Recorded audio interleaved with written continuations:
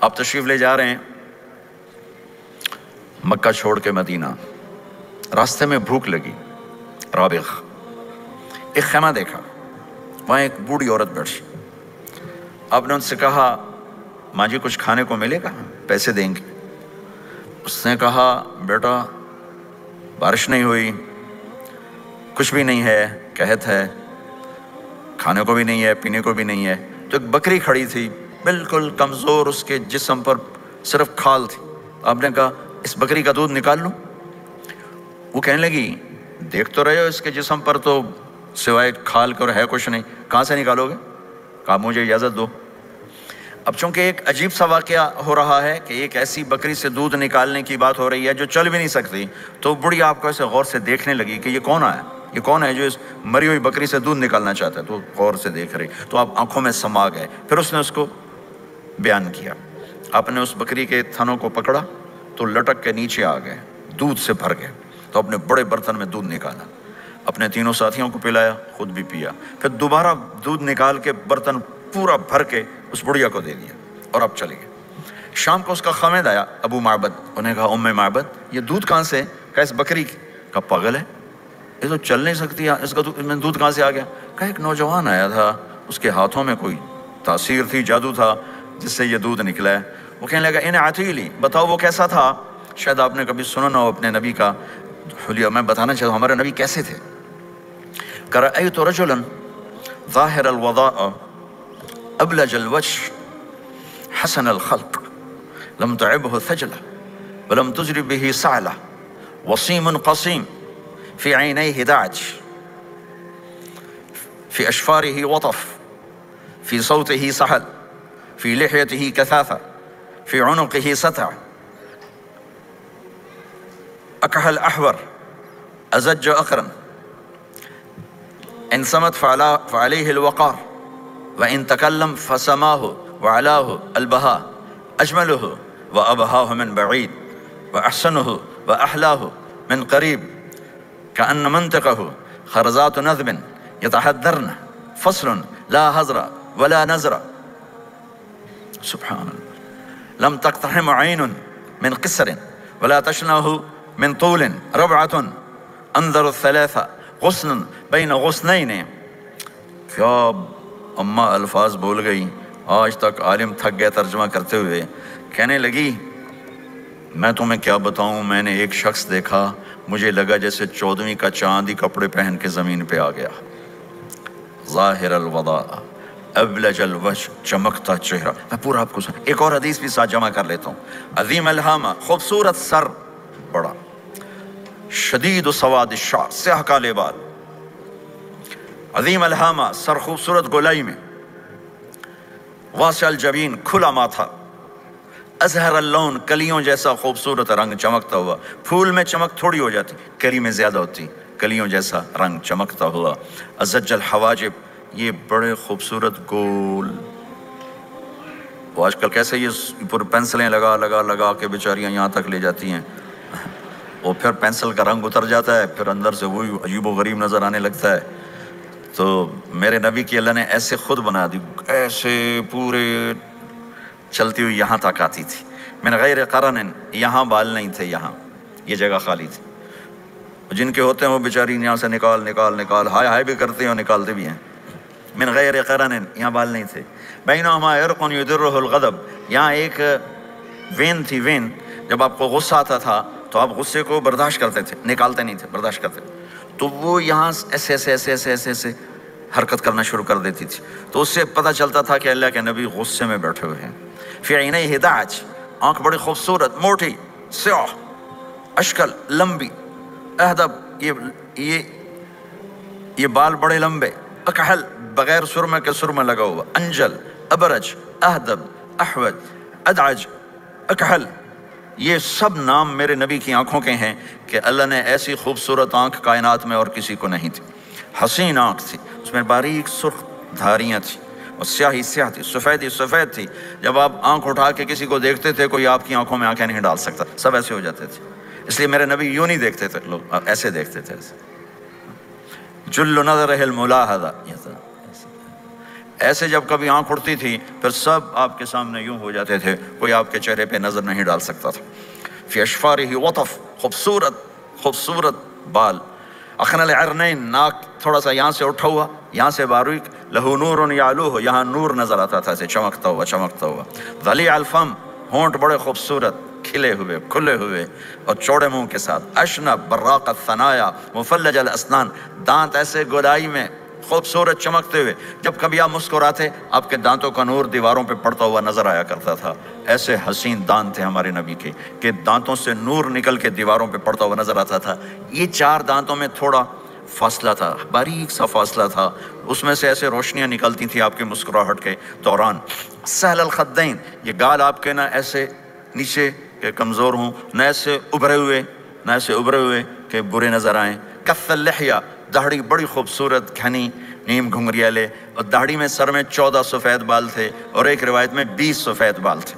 اور کأن عنقہ جید دمیہ، اور آپ کی یہ گردن مبارک سراہی کی طرح لمبی اور خوبصورت گولائی میں، جیسے کسی نے گھڑ کے آپ کی گردن کو بنایا ہوا ہو۔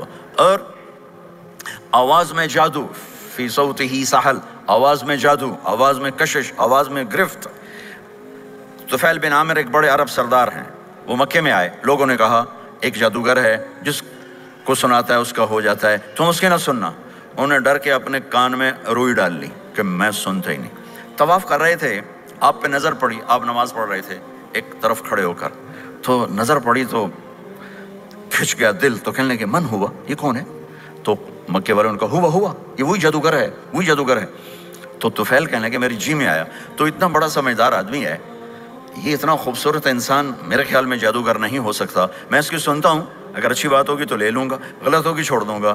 تو طواف پورا کر کے آپ کے پاس آ کے بیٹھ گیا، آپ نے سلام پھیرا، تو طفیل کہنے لگا ما تقول یا محمد، کیا کہتے ہو محمد، کچھ سناؤ۔ تو آپ نے چند جملے بولے، ان الحمد للہ احمدہ واستعینہ واؤمن بہ واتوکل علیہ من یہدہ اللہ فلا مضل لہ ومن یضللہ فلا ہادی لہ۔ تو وہ تڑپ گئے، میرے آپ کے لیے کوئی کشش نہیں ان کلمات میں ترجمہ بھی کر دوں تو کوئی کشش نہیں، لیکن وہ عرب سمجھنے والے وہ کہنے لگا اعد فقط بلغنا قاموس البحر، ارے ذرا دوبارہ سنانا، تیرے ایک جملے نے 7 سمندر کا پانی پی لیا ہے۔ تو آپ نے دوبارہ سنایا ان الحمد للہ احمدہ واستعینہ واؤمن بہ واتوکل علیہ من یہدہ اللہ فلا مضل لہ ومن یضلل فلا ہادی لہ۔ تو کہنے لگا مجھے کلمہ پڑھا دے، آواز میں ایک کشش تھی، جو سنتا تھا وہ کھچ جاتا تھا، خوبصورت آواز۔ بعید ما بین المنکبین، چوڑی چھاتی، کھلی چھاتی، عریض الصدر، چوڑا سینہ، سواء البطن والصدر، سینہ اور پیٹ برابر۔ میں معذرت سے کہتا ہوں کتنے خواتین بھی مرد بھی، آپ سجے پاسے پیٹ کھبے پاسے، آپ کھبے پاسے پیٹ کھبے پاسے، آپ سجے پاسے، دیکھتے ہیں وہ ادھر ہوں تو پیٹ ادھر ہو جاتا ہے، ادھر ہوں تو پیٹ ادھر ہو جاتا ہے، جو ہنستے میں پیٹ ہے کرتا ہے زبان سے نہیں، وہ پیٹ سے ہنستے گڑ گڑ گڑ گڑ گڑ گڑ گڑ۔ تو میرے اللہ کو انتہائی ناپسند ہے، موٹا چاہے عورت ہو چاہے مرد ہو، اور مولوی موٹا تو سب سے برا لگتا ہے۔ بھائی احتیاط سے کھاؤ، اللہ تعالیٰ نے کھانے کے لیے نہیں پیدا کیا ہے، اللہ نے کسی کام کے لیے پیدا کیا ہے، تو کھانے پینے کا وقت اللہ نے آگے رکھ دیا ہے، خوب ڈٹ کے کھا لینا، حلال بھی کھاؤ احتیاط سے بھی کھاؤ، کلو واشربوا ولا تسرفوا۔ اور اللہ تعالیٰ نے کھانے کا والتین والزیتون وطور سینین وهذا البلد الامین، اللہ نے اعلیٰ ترین غذا کی قسم اٹھائی اور اس میں ذائقہ نہیں دیکھا، نہ انجیر کا ذائقہ ہوتا ہے اتنا اچھا، اور زیتون تو ویسے ہی کڑوا ہوتا ہے، تو یہ اللہ تعالیٰ سموسے پکوڑے کی قسم ہی کھا سکتا تھا، مجھے سموسے کی قسم، مجھے پکوڑے کی قسم۔ تو اللہ نے ہمیں کھانے کا سلیقہ بتایا، طریقہ بتایا کہ اپنے یہ بوفے نہ کرو، بوفے 50 چیزیں پلیٹ میں ڈال لی ہیں اور پھر لگے ہیں جانوروں کی طرح کھاتے ہی جا رہے ہیں۔ میرے نبی ایک وقت میں 1 سالن کھاتے تھے، 1-2 کبھی نہیں کھائے، 1۔ اور زندگی بھر میرے نبی نے باسی کھانا نہیں کھایا، صبح کا پکا شام نہیں کھایا، شام کا پکا صبح نہیں کھایا، صرف ایک دفعہ حج کے موقع پر ام ہانی حضرت علی کی بہن مکہ میں، ان کے گھر باسی روٹی کے 2-4 لقمے لیے، ورنہ صبح کا پکا ہوا شام نہیں کھاتے تھے، یا تازہ یا فاقہ، تمہاری طرح نہیں 8 دن کا پکا کے فریج میں ٹھوک دیتا ہوں، کڈی رکھو تو کھاتی رکھو، یہ کیا، یہ بھی کچھ نہیں، 8 دن کا پکا کے کٹھا ہی ٹھوک دیا اندر، اب نکال کے بیگم اپنے ٹائم پہ گرم کر کے کھا رہی، میاں صاحب اپنے ٹائم پہ گرم کر کے کھا رہے ہیں، اب پہ برتن صاف کیتی جاندے ہیں، اب پہ کینیڈا، مطلب پتہ نہیں کیا پڑا کینیڈا۔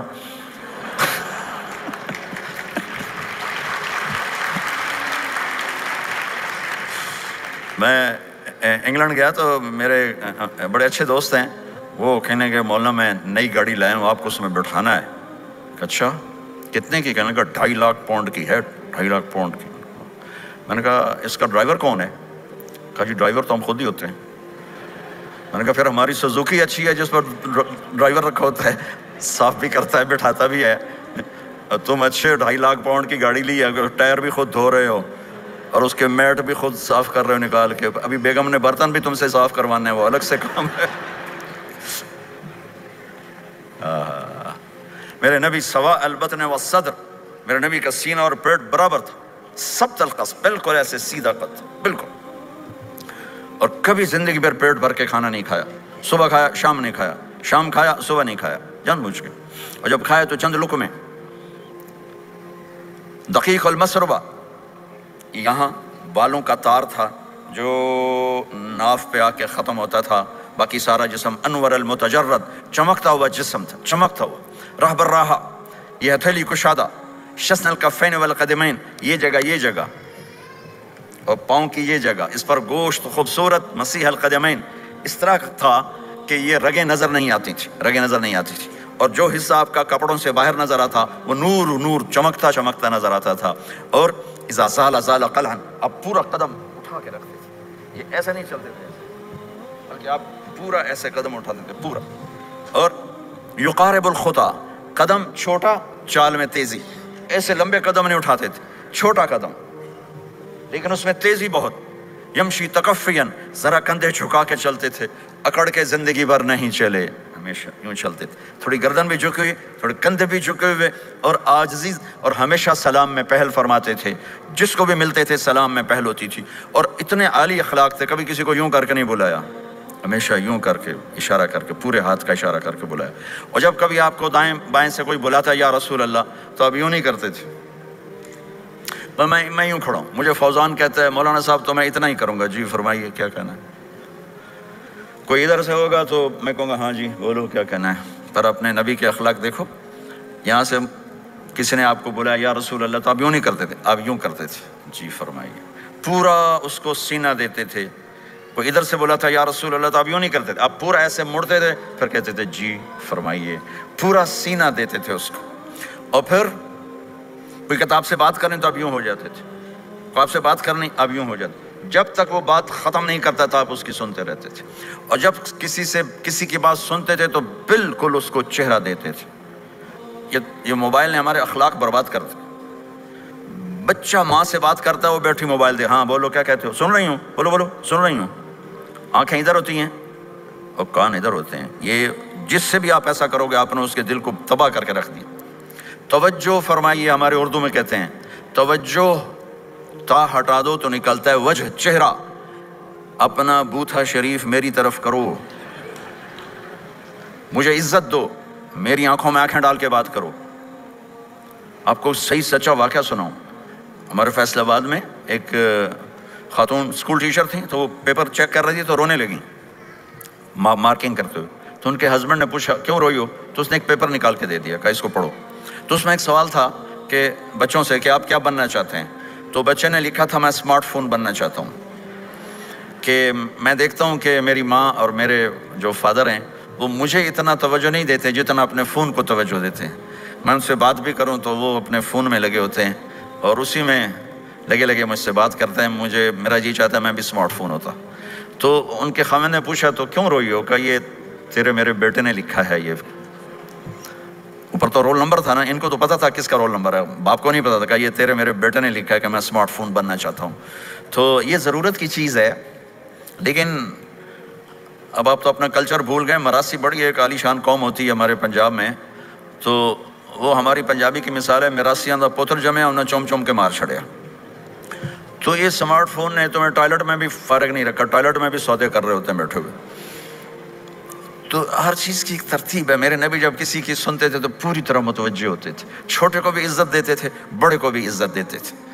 تو میرے اور اللہ کے درمیان جناب رسول اللہ صلی اللہ تعالیٰ علیہ وسلم کی ہستی، یہ واسطہ ہیں، یہ رابطہ ہیں کہ مجھے اپنی زندگی میں ڈھلنا ہے اس محبوب کے طریقے میں جسے میرے اللہ نے پسند کیا۔ فلا وربک، یہ قرآن کی پہلی قسم ہے، والعصر، یہ قرآن کی آخری قسم ہے، فلا وربک لا یؤمنون حتی یحکموک فیما شجر بینہم ثم لا یجدوا فی انفسہم حرجا مما قضیت ویسلموا تسلیما۔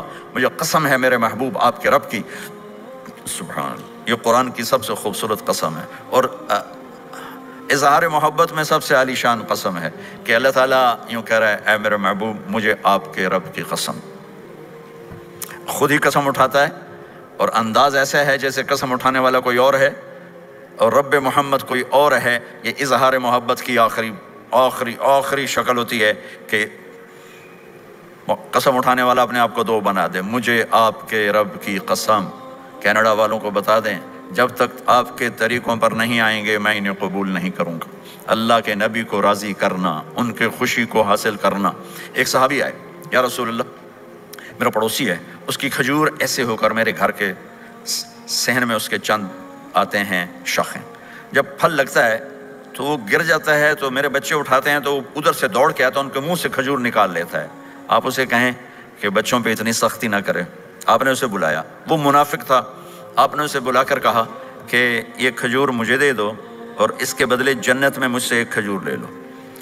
وہ کہنے لگا یا رسول اللہ یہ مجھے اور میرے بچوں کو بڑی پسند ہے، کوئی اور ہوتی تو میں دے دیتا۔ اب چپ ہو گئے، وہ چلا گیا۔ ایک صحابی بیٹھے تھے، ابو الدحدہ، یا رسول اللہ میں لے دوں؟ مجھے آپ وعدہ کرتے ہیں، مجھ سے وعدہ کرتے ہیں آپ مجھے جنت میں لے کر دیں گے؟ آپ نے کہا ہاں۔ تو پیچھے پہنچ گئے، کہنے لگے بھائی کھجور کا سودا کرو۔ کہا جاؤ جاؤ، میں نے اللہ کے نبی کو نہیں بیچی، تمہیں کیسے بیچ دوں؟ کہنے لگے جو تیرے منہ میں آتا ہے قیمت مانگو۔ کہنے لگا اپنا باغ مجھے دے دے، کھجور لے لے۔ باغ میں 600 کھجوریں تھیں۔ تو کہنے لگا پکی بات ہے؟ کہاں پکی بات؟ کہ چلو باغ تیرا، کھجور میری۔ انہوں نے کہا ٹھیک، مجھے اور کیا چاہیے؟ 600 کھجوروں کا باغ۔ دوڑے دوڑے آئے، یا رسول اللہ میں نے کھجور خرید لی، آپ اب اس کو دے دیں۔ ہم نے کہا انہیں مجھے تو دینی، تمہیں کیسے دے دی؟ کہا جی میں نے پورا باغ دے دیا اور کھجور اس سے لے لی، 600 کھجوروں کا۔ آپ نے کہا ہمارا پچھلا سودا کینسل، پہلے تھا ایک کھجور لے کر دوں گا، اب تیرا میرا سودا یہ ہے کہ تیرے لیے جنت میں بے شمار باغات بھی مل گئے اور تیرے لیے گھر بھی تیار ہو گئے۔ کم من عزق رداہ ودار فیاہ لأب الداہ داہا۔ انہوں نے وہیں سے چھلانگ لگائی اور دوڑے دوڑے باغ گئے، اندر نہیں گئے، باہر سے کھڑے ہو کر کہا ام الدحدہ باہر آ جاؤ، ہم نے یہ باغ اللہ اس کے رسول کو دے دیا۔ یہ میرے عزیزو جہاں بھی رہو محمد مصطفیٰ صلی اللہ علیہ وسلم کی مبارک اور پاکیزہ زندگی کو اپنا ساتھی بنا لو تو یہ جہان بھی آپ کا ہے، وہ جہان بھی آپ کا ہے۔ کوئی مشکل زندگی نہیں ہے، چند فرائض ہیں، 5 وقت کی نماز ہے، کیا زور لگتا ہے، کتنی دیر لگتی؟ 5 وقت نماز میں کتنی دیر لگتی؟ اور مسافر ہو تو آدھی ہو جاتی ہے۔ روزہ سال کے بعد آتا ہے، آپ کے تو روزے ٹھنڈے ہوتے ہیں، چلو لمبے ہوتے ہیں لیکن ٹھنڈے ہوتے ہیں، ہمارے روزے تو بڑے گرم ہوتے ہیں، وہ بھی سال کے بعد ہے۔ اس میں بیمار ہو جاؤ تو معاف ہے، سفر میں ہو تو معاف ہے، بعد میں رکھ لینا۔ زکوٰۃ وہ مالدار پر ہے، حج مالدار پر ہے، غریب پر نہ زکوٰۃ ہے نہ حج ہے، تو پیچھے صرف ایک نماز رہ جاتی۔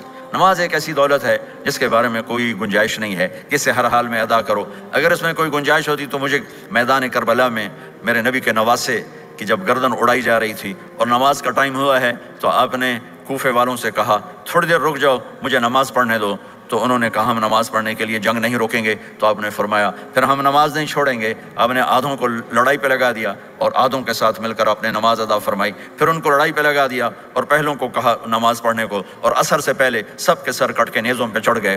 تو ایک نماز ایسی چیز ہے، بہت بڑا مجمع اہل ایمان کو، نوجوان بھی ہیں، بچے بھی ہیں، بچیاں بھی ہیں، خواتین بھی ہیں، حضرات بھی ہیں۔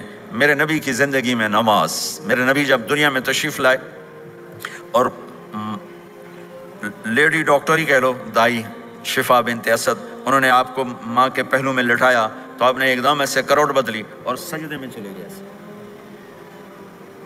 لمبا سجدہ کیا، پھر اس کے بعد سر اٹھا کے یوں کیا اور اس ہاتھ کا سہارا لے کر اس ہاتھ کو یوں اٹھایا اور ایسے انگلی کو کیا تو ایک پورے عالم میں نور ہی نور پھیل گیا اور آپ گرے، اور پھر اس بچہ جیسے ہوتا ہے ویسے آتے ہی اعلان کیا کہ میں سجدے لے کر آ رہا ہوں۔ اور جب آپ دنیا سے جا رہے تو آپ نے کہا نماز نماز نماز نماز نماز نہ چھوڑنا۔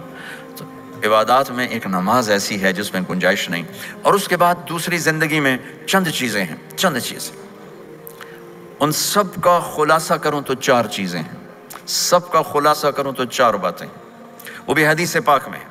میرے نبی نے فرمایا اربع من کن فیہ ما ضرہ ما فاتہ من الدنیا. 4 باتیں لے لیں اس سارے ہال کے حاضرین حاضرات سامعین سامعات، تو میرے نبی فرماتے ہیں اس کو سب کچھ مل گیا، سب کچھ مل گیا. 4 باتیں، سب کچھ مل گیا. صدق حدیث، حفظ امانت، حسن خلیقت، عفت فی طعمت. 4 باتیں، سچ بولے جھوٹ نہ بولے، سچ بولے جھوٹ نہ بولے، دیانتداری سے کام کرے، دھوکہ نہ دے، اخلاق اچھے ہوں، بد اخلاق نہ ہو، رزق حلال ہو، حرام نہ ہو. 4 باتیں جو کر لے گا وہ پورا دین اس کے ہاتھ میں آ جائے گا. عبادات کے بعد نماز، فرائض. تو ایک سچائی ہو، ایک دیانتداری ہو، ایک اخلاق اچھے ہوں اور ایک رزق حلال ہو، تو ہر چیز آپ کے تابع اللہ تعالیٰ کر دے گا. یہ پورے کا پورا دین ہے جو میرے نبی لے کر دنیا میں تشریف لائے. یہاں کے ماحول میں دوڑ لگی ہوئی ہے اور ایک دوسرے کو خیال کرنا یا اس کے لیے وقت نکالنا، خاص طور پر جہاں والدین پوری دنیا میں ہی پریشان ہیں لیکن ان ملکوں میں زیادہ پریشان ہیں کہ پتہ نہیں سسٹم ایسا ہے یا قدر کوئی نہیں ہے. لیکن میرے نبی نے فرمایا تھا کاش میری ماں زندہ ہوتی تو تم لوگ دیکھتے میں کیا کرتا. میں عشاء کی نماز کے مصلی پہ کھڑا ہوتا، سورۃ فاتحہ پڑھ رہا ہوتا اور ادھر سے میری ماں مجھے پکارتی محمد، تو میں ماں کے لیے نماز توڑ دیتا. ایک صحابی کا پیغام آیا ان کی بیگم کا کہ وہ مر رہے ہیں لیکن کلمہ نہیں پڑھا جا رہا. تو آپ تیزی سے اس کے گھر گئے، دیکھا تو وہ بول رہے ہیں. ہم نے کہا کلمہ پڑھو، کہا یہ نہیں پڑھا جاتا. ویسے بول رہے ہیں نہیں پڑھا جاتا. آپ نے پوچھا اس کے والدین میں کون زندہ ہے؟ کہا جی ماں زندہ ہے. آپ نے کہا بلاؤ. کہ ماں آ گئی. آپ نے کہا تو میں اس سے ناراض ہو؟ کہا جی ناراض ہوں. کیا ناراضگی ہے؟ کہ یا رسول اللہ بدتمیزی سے بولتا تھا، بس اور کوئی ناراضگی نہیں. بہت نیک بچہ ہے، تہجد بھی پڑھتا ہے، روزے بھی رکھتا ہے، قرآن بھی پڑھتا ہے. مجھ سے بولتا ہے تو سخت ہو کے بولتا، ریش ہو کے بولتا. تو آپ نے کہا معاف کرتی ہو؟ کہا نہیں میں نہیں معاف کرتا. تو آپ نے فرمایا میں اسے آگ لگا دوں پھر سفارش کرو گے؟ کہا ہاں پھر تو کروں گے. کہا اگر تو نے معاف نہ کیا تو اللہ اسے جہنم میں ڈال دے گا. انہوں نے کہا نہیں میں معاف کرتی ہوں. جب ماں نے کہا میں معاف کرتی ہوں، آپ نے کہا کلمہ پڑھو، تو اس نے کہا لا الہ الا اللہ، اور اس کی جان نکل گئی. پھر آپ نے ان کا جنازہ پڑھایا اور فرمایا کہ جس نے ماں باپ کو دکھ دیا اس پہ اللہ کی لعنت، اس پہ زمین آسمان کی لعنت. ان کی نہ نماز قبول ہے، نہ روزہ قبول ہے، نہ صدقہ قبول ہے. تو مجھے آپ اکثر نوجوان نظر آ رہے ہیں، آپ فیملیز والے ہیں، اپنے ماں باپ کو عزت دیں، اپنے ماں باپ کے پاؤں دھو کر پئیں، ان کی دعا لے لیں. وہ دعا آپ کو کہاں سے کہاں پہنچا دے گی. ماں باپ کی دعائیں وہ کام کرتی ہیں جو نہ امریکن ڈالر کرتا ہے، نہ کینیڈین ڈالر کرتا ہے، نہ برٹش پاؤنڈ کرتا ہے، نہ پاکستانی ہندوستانی روپیہ کرتا ہے. ماں باپ کی دعاؤں سے 7 آسمان کے دروازے کھل جاتے ہیں. زمین آسمان کی برکتیں سمٹ کر ان لوگوں کے پاؤں میں آتی ہیں جو اپنے ماں باپ کی دعا لیتے ہیں.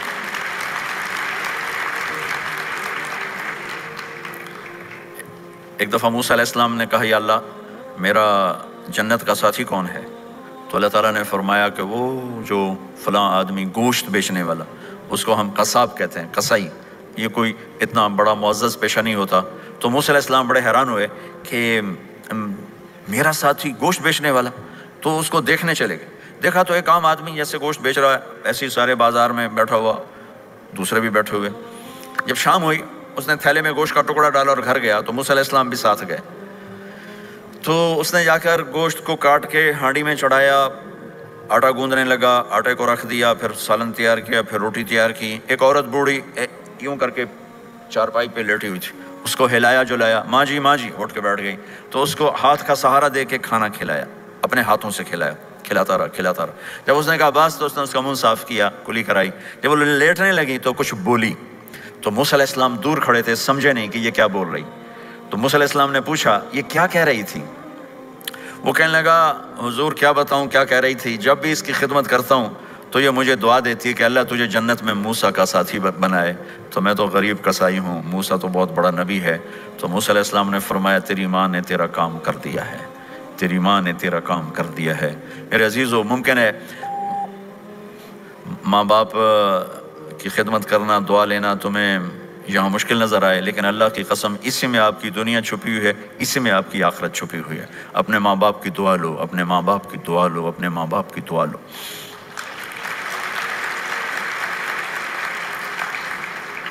دوسرا رشتہ ہے یہاں خامد اور بیوی کا. پورے ویسٹ میں طلاقیں بہت زیادہ ہو گئی ہیں، بہت زیادہ طلاق کی ریشو بڑھ گئی ہے. یہ سب سے خوبصورت رشتہ ہے، سب سے عالی شان رشتہ ہے، اور اللہ کے نبی نے فرمایا سب سے بہترین انسان وہ ہے جو بیوی کے ساتھ اچھا سلوک کرتا ہو.